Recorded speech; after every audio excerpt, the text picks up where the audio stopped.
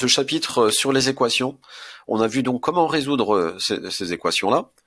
Et ce qu'il faut savoir, c'est que les équations que l'on a faites jusqu'à présent, ça s'appelle des équations du premier degré, parce qu'à aucun moment vous avez x avec un exposant supérieur à 1, c'est-à-dire qu'il n'y a pas de x au carré, x au cube.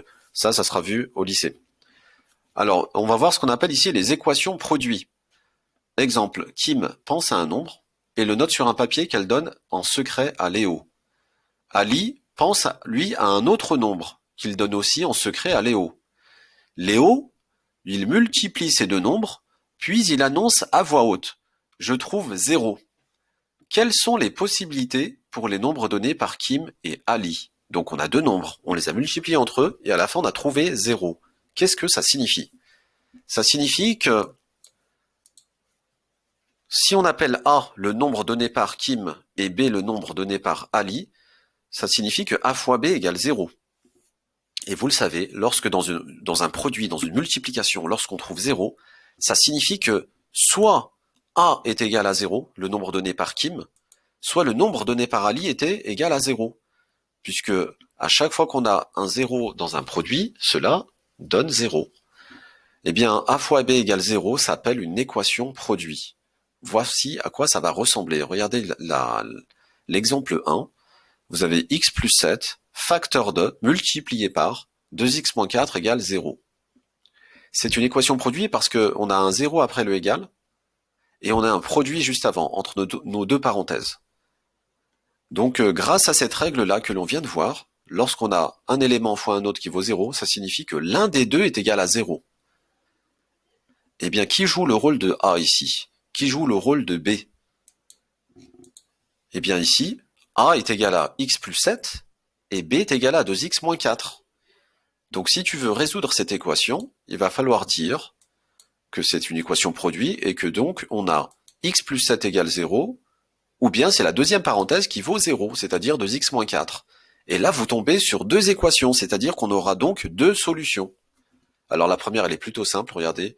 X plus 7 égale 0, on transfère le plus 7 dans le second membre, ça va donc devenir 0 moins 7, c'est-à-dire moins 7.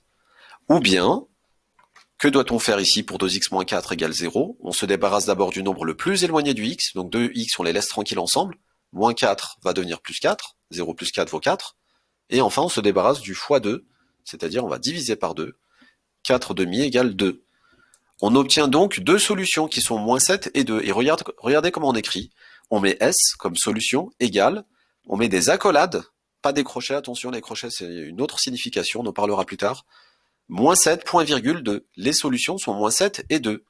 Alors qu'est-ce que ça veut dire? Ça veut dire que, on va vérifier, si on remplace x par moins 7 dans le premier membre, attention, quand vous remplacez x par moins 7, il faut le remplacer partout, pas que dans une parenthèse. C'est le même x qu'on a dans l'autre parenthèse, donc on remplace x par moins 7 dans toutes les deux parenthèses. Moins 7 plus 7 dans la première, 2 fois moins 7 dans la seconde, d'accord? Alors il y a une petite erreur là, c'est pas 7, c'est moins 7. Ça va faire 0 fois, alors non pas 10, mais moins 14, moins 4, ça va faire moins 18, mais ça fera 0 dans tous les cas, donc ça marche très bien. Si on remplace x par 2 dans le premier membre, on recommence, on remplace tous les x par 2. Le premier membre, ça devient 2 plus 7. Le second membre, ça devient 2 fois 2, moins 4. Donc ça va faire 9 fois 0, c'est la deuxième parenthèse qui s'annule cette fois-ci, et ça donne bien 0. Donc on a bien deux solutions, que l'on remplace x par moins 7 ou par 2, on trouve bien 0 à la fin, qui correspond bien à notre équation produit. C'est ce qu'on voulait, on voulait trouver 0 à la fin.